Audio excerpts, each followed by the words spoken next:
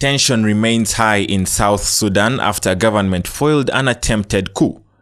President Salva Kiir says his government is on top of the situation and everything possible is being done to make sure citizens are secure. A group of soldiers allied to the former Vice President Dr. Riek Machar and his group. These attacks continued until this morning. However, I would like to inform you all, my dear citizens, that your government is in full control of the security situation in Juba. The attackers fled, and your armed forces are pursuing them. I promise you today that justice will prevail. My fellow citizens, let me reiterate my statement during the opening of the NLC meeting a few days ago, in which I said that my government is not and will not allow the incidences of 1991 to repeat themselves again. This prophet of doom continues to persistently pursue his actions of the past, and I have to tell you that I will not allow or tolerate such incidences once again in our new nation. I strongly condemn these criminal actions in the strongest terms possible. Your government, led by the SPLM, has articulated the ideals of democracy in the party as well as in the government, and I will never deviate from them at any cost. The SPLM is fully committed to the peaceful transfer of power,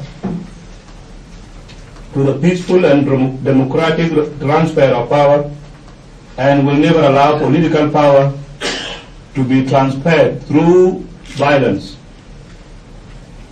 In response to the criminal acts of yesterday committed by this disgruntled group, and for the sake of the security and safety of our citizens, I hereby declare curfew in Juba as to be observed from 6 p.m. to 6 a.m. starting from 16th of December 2013 until further notice. The fighting in Juba broke out Sunday night and intensified in the early morning.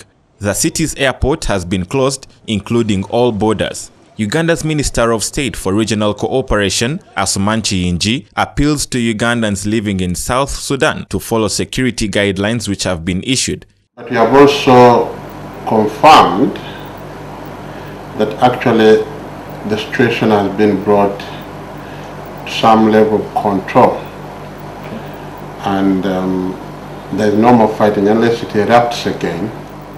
But what is most important is that Ugandans who are in Juba and South Sudan, they should stay calm and stay indoors and avoid getting out of their premises unnecessarily, because the situation is still tense. It is really a security precaution. Ugandan traders operating in Juba have also sought asylum at the UN head offices and places of worship.